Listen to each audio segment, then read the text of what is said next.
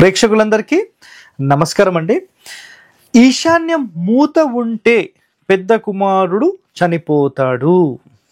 ఈశాన్యం మూత ఉంటే మగ సంతానం ఉండదు. ఈశాన్యం మూస్తే ఆ ఇంటి లోపల మగవాళ్ళ డెవలప్మెంట్ ఉండదు. ఇదే వర్డ్ ఆధునిక వాస్తు వాళ్ళు మొత్తం ప్రచారం చేసుకుంటూ తిరుగుతున్నారు. మరి శాస్త్రాల్లో వీటికి సంబంధించిన వివరణ ఉందా లేదా? సో వీటికి సంబంధించి పూర్తి సమాచారం మనం ఈ ఎపిసోడ్లో తెలుసుకుందాం. సో గుర్తుపెట్టుకోండి, ఈశాన్యం మూత అంటే ఏం లేదండి. ఈశాన్యం రూమ్ ఉంటుంది కదా, లేదంటే ఈశాన్యం మూల ఉంటుంది కదా, ఉత్తర ఈశాన్యం తూర్పు ఈశాన్యం కలిసిన మూలకు ఓపెనింగ్స్ లేకపోతే అది మూత పడిన దోషం అంట. గుర్తుపెట్టుకోండి ఈ మాట. సో నేను ఇక్కడ ఒక ప్రశ్న వేస్తున్నాను. మీరు ఫర్ ఎగ్జాంపుల్ ఇది తూర్పు అనుకుందాం, ఓకేనా? సో తూర్పు ఏదో ఒక దిక్కు, పోనీ ఇది ఈశాన్యం, ఇది ఉత్తరం అనుకోండి, ఇది తూర్పు అనుకోండి, ఇది దక్షిణం అనుకోండి. ఇటువైపు కిటికీలు లేకపోతేనంట ఇది ఈశాన్యం మూతనంట. సరే, మరి ఆగ్నేయ మూత కూడా ఉండొద్దు కదా, మరి ఈ రెండు కిటికీలు కూడా ఉండాలి కదా ఈ మూలకు, ఓకేనా?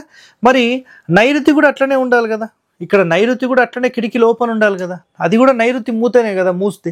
మరి వాయువ్యం కూడా అంతే కదా.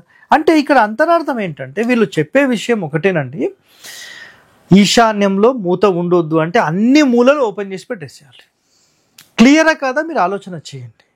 ఈశాన్య మూత అంటే కిటికీలు లేకపోతేనే కదా ఈశాన్య మూత. అక్కడ డోర్లు ఉండాలి, ఓపెనింగ్స్ ఉండాలంటారు, పెద్ద పెద్ద ఓపెనింగ్స్ పెట్టుకుంటారు. సరే పెట్టుకోండి అండి, ప్రాబ్లం లేదు.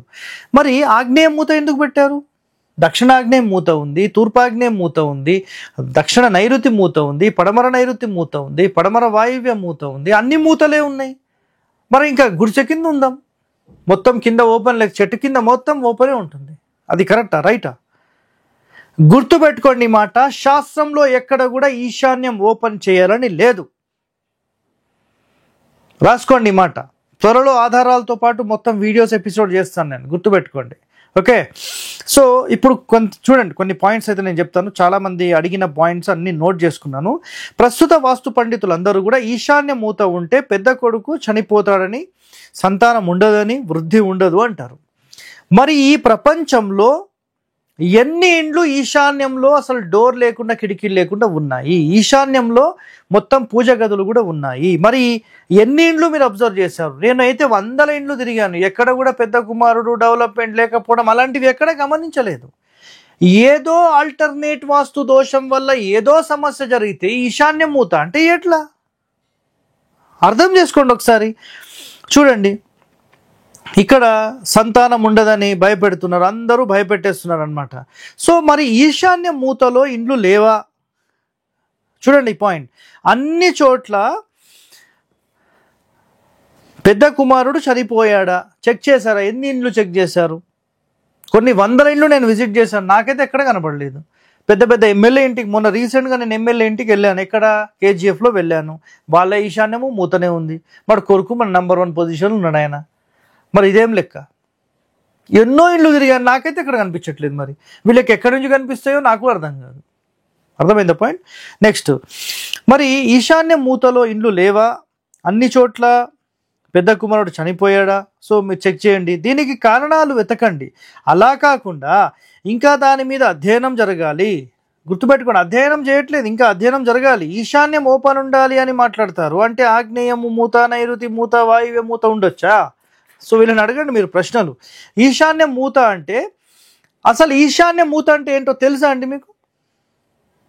ఈశాన్య మూత అంటే మన మొత్తం స్థలం ఏదైతే ఉందో ఆ స్థలానికి గనక మీరు కాంపౌండ్ వేసి ఈశాన్యంలో, ఉత్తరంలో, తూర్పులో ఖాళీ స్థలం లేకుండా ఇంటి మొత్తాన్ని తీసుకెళ్ళి ఈశాన్యం గోడ మీదకి ఎక్కించి కట్టడాన్నే ఈశాన్య మూత అంటారు. ఎంతమందికి తెలుసండి ఈ వివరణ? ఇది ఈశాన్య మూత శాస్త్రంలో చెప్పింది. అందుకనే శాస్త్రాలు చదవాలని చెప్పేది. సొంత అనుభవం ఉంది నాకు అంటే కాదండి. మహర్షులు, మీకుండే అనుభవానికి 100 రెట్లు ఎక్కువ ఉన్నోళ్ళు, 1000 సంవత్సరాలు బ్రతికిన వాళ్ళు, వాళ్ళ అనుభవం ముందు మనం ఎంతండి? నిజంగా మహానుభావులు, వాళ్ళు ఎంతో అధ్యయనం చేసి భావి తరాలు బాగుండాలని చెప్పి మనకెంతో అందించారు. మీరు అవన్నీ ఆలోచన చేయకుండా మాట్లాడితే ఎలాగండి? మీరు కూడా అర్థం చేసుకోండి ఒకసారి, ఓకేనా? సో ఈశాన్య మూత అంటే స్థలంలో పూర్తి ఈశాన్యం ఖాళీ లేకుండా కట్టడాన్ని ఈశాన్య మూత అంటారు. ఇది రాసి పెట్టేసుకోండి, క్లియర్ కట్. మరి ఓపెన్ స్పేస్ లేకపోతే అలా అంటారు, అంటే ఈశాన్యంలో ఓపెన్ స్పేస్ లేకపోతేనే ఈశాన్య మూత. కానీ మన వాళ్ళు ఈశాన్యంలో కిటికీ లేకపోతే ఈశాన్యం మూత పడిపోయింది, ఈశాన్యంలో డోర్ లేకపోతే ఈశాన్యం మూత పడిపోయింది, ఈశాన్యంలో పూజ గది పెడితే ఈశాన్యం మూత పడిపోయింది. ఇది ఎక్కడ గోళ్ళేమో నాకైతే అర్థం కాదు, పరేషాన్ ఉంది. ఈశాన్యంలో పూజ గది ఉండొద్దు అంటారు, అది కూడా బరువే అంటారు. మరి ఈశాన్యంలో పిల్లర్ ఉంది కదా, పిల్లర్ లేపేసేయండి. ఈశాన్యంలో ఉత్తరం గోడ ఉంది, అది కూడా బరువే, అది కూడా పీకేసేయండి. ఉత్తరం మొత్తం గోడ ఉంది, అది కూడా పీకేసేయండి. తూర్పులో ఉన్న మొత్తం గోడ పీకేసేయండి. పరదలు వేసుకోండి, లైట్ వెయిట్ ఉంటుంది. మళ్ళీ పరదలు కూడా బరువు అంటారేమో, ఏం చేద్దాం మళ్ళీ నెక్స్ట్? అర్థం చేసుకోండి మీరు, ఇవన్నీ పనికిమాలిన మాటలండి, ఓకేనా? వీటికన్నా ముందు మంచి వాస్తు ప్రకారం ఉంటే మంచిది. సో గుర్తుపెట్టుకోండి, ఒక మంచి వాస్తు ప్రకారం ఇంటి నిర్మాణం చేయాలనుకుంటే గణితము, పదమండలి, స్టెల్లార్ బేస్డ్ సిస్టమ్ బేస్ మాత్రమే మీరు ఇంటి నిర్మాణం చేయాలి. అలా చెయ్యని ఇండ్లకు మాత్రమే వీళ్ళంతా వాస్తు చెప్పేది. ఒక పరిపూర్ణమైన వాస్తు గృహం మీరు నిర్మిస్తే 100% అది యోగిస్తుంది, గుర్తుపెట్టుకోండి ఇది, ఓకే? నెక్స్ట్, ఒకరిని మించి ఒకరికి మంచి కలిగించేవి ఇంకొకరికి చెడు కలిగించవచ్చు. ఇక్కడ గుర్తుపెట్టుకోండి, వర్గుల ప్రకారం పూజ గది ఎక్కడ పెట్టాలి, నక్షత్రాల ప్రకారం ఇంటి ఓనర్స్ ప్రకారం అసలు పూజ గది ఎక్కడ పెట్టాలి. సో వీటికి కూడా కొన్ని లెక్కలు ఉంటాయి, అర్థమైందా? సో కొంతమంది అంటే ఇక్కడ ఏం జరుగుతుంది అంటే కనుక శని పాలితులని నెక్స్ట్ గురి పాలితులని ఈ డివిజన్ ఉంటుంది, నక్షత్రాల్లో డివిజన్ ఉంటుంది. ఈ డివిజన్ ప్రకారం తూర్పు ఈశాన్యంలో పెడితే కొంతమందికి యోగిస్తుంది, తూర్పులో పెడితే కొంతమందికి యోగిస్తుంది. మరి ఇంత డెప్త్ పోయి ఎవరు చెక్ చేస్తున్నారు అని ఆలోచిస్తే అసలు ఒకరు లేరు, అర్థమైందా మీకు? సో ఇక్కడ గుర్తుపెట్టుకోండి, చాలా డెప్త్ సమాచారం అనేది వాస్తులో ఉంది. అంత అధ్యయనం చేయడానికి చాలామంది ఇష్టపడడం లేదు. ఏదో పైన వాస్తు చెప్తే ఎంతో కొంత డబ్బులు వస్తున్నాయి, 1000, 2000, 5000 తీసుకుని వెళ్ళిపోతే అయిపోయింది. డెప్త్కి పోయే కొద్దీ సమయం అనేది పెరుగుతుంది, అధ్యయనం అనేది పెరుగుతుంది, ఎక్కువ చెప్పాల్సి వస్తుంది. ఇవన్నీ వదిలేసేసి సింపుల్గా 10 నిమిషాలు చెప్తే అయిపోతుంది. ప్రజలు ఎలాగున్నారో ప్రజలకు అనుకూలంగానే వీళ్ళు తయారవుతున్నారు, అది గుర్తుపెట్టుకోండి ఒక మాట.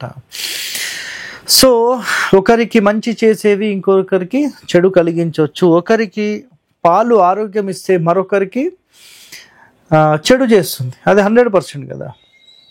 సో ఒకరికి పాలు తాగితే చాలా ఆరోగ్యం అంటారు, ఇంకొకరికి పాలు తాగితే వాళ్ళకి స్టోన్స్ క్రియేట్ అవుతుంది అంటారు. అంటే అతని ఆరోగ్యాన్ని బట్టి, అతని శరీర ఆకృతిని బట్టి, తన యొక్క తత్వాన్ని బట్టి ఇవన్నీ డిసైడ్ అవుతాయండి. అలాగే ఇల్లు కూడా.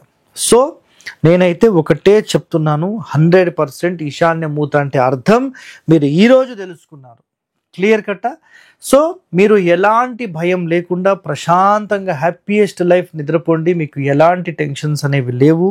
సో ఈ మాటలతో మీరేం భయపడకండి.